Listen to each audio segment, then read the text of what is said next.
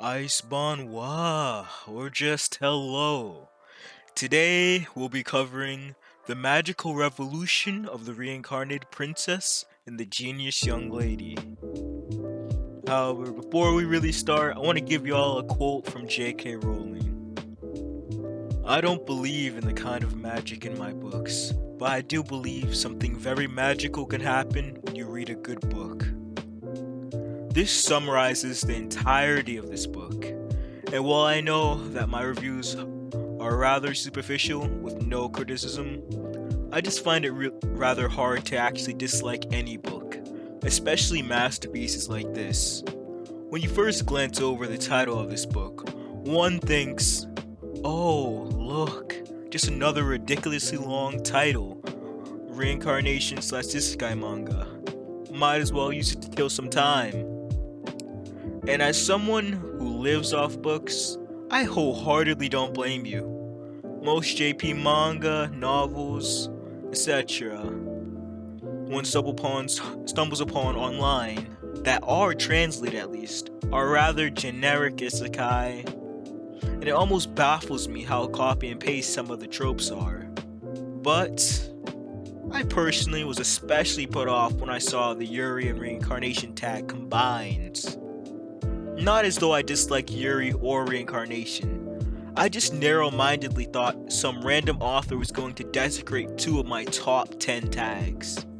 Yet, this manga does not disappoint. As soon as you open up chapter 1, I'd say your fate is settled. The artist who put so much detail to give our characters fairy-like radiance would never sell your expectations.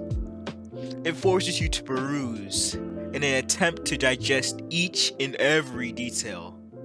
I just never seen people make use of black and white manga colors to this degree. Each and every action you see fills you with life. Eye candy would not even be a correct way to describe this art. It's just brilliance. I really feel like the characters are beyond human, just off glance. Personally, my favorite part of the art is the facial expressions.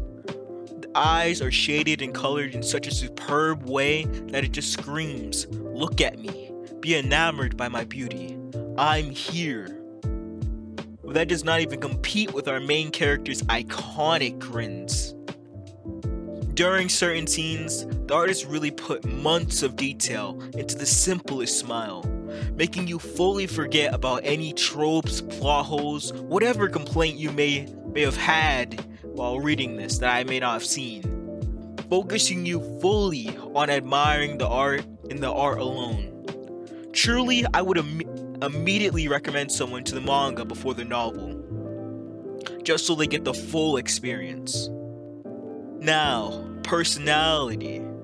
I know the art alone can't make up the entire manga. It'd be impossible for a reader to enjoy wonderful art if the characters were just engaging in sub-level dialect. However, the authors, whoever creates the storyline, really makes me tear up, and it's definitely not from sadness. This manga also carries the comedy tag. Every chapter, and I mean every chapter, has something that makes you think, that's so fucking cool. Or, I can't breathe. This is a fucking masterpiece. I need more. Hell, if I were semi-famous and knew a way to get in touch with all the readers of this manga, I know damn well they'd all reply with, I love their personalities. It's beyond an insult to this manga to even mention the possibility of stale character interaction. We've got the lovable, seemingly emotionless maid who's been with our main character since childhood, someone who never misses the chance to strike a jab at the protagonist. Just as an example of the personalities. And while I may not be the best at explaining, please, I'll just put up this interaction on the screen for y'all to read yourselves. Alright, plot time.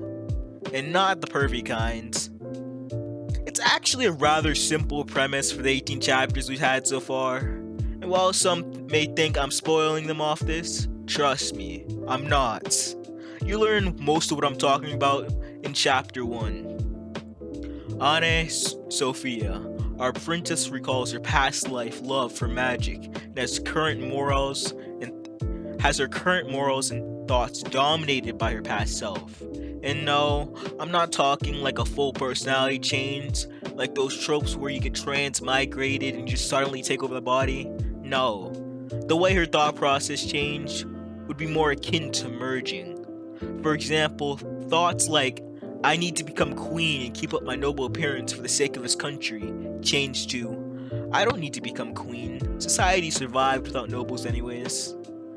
And magic is cool, and I kinda wanna try it out, but since I'm a princess, I can't. Changed to, I love magic, so might as well try it. There's nothing stopping me. I wanna fly in the sky. Her personality pretty much just becomes more self-true. She does things that she wants instead of thinking about like the noble side of things. She just wholeheartedly pursues magic. And even though she herself, due to being a reincarnator, even if she may have noble blood, lacks any form of magic, she invests time into creating magicology, which is just creating things from our world like stoves, kettles, TV, but with magic in this medieval world. And while this may seem bland, trust me, it does not stop at this.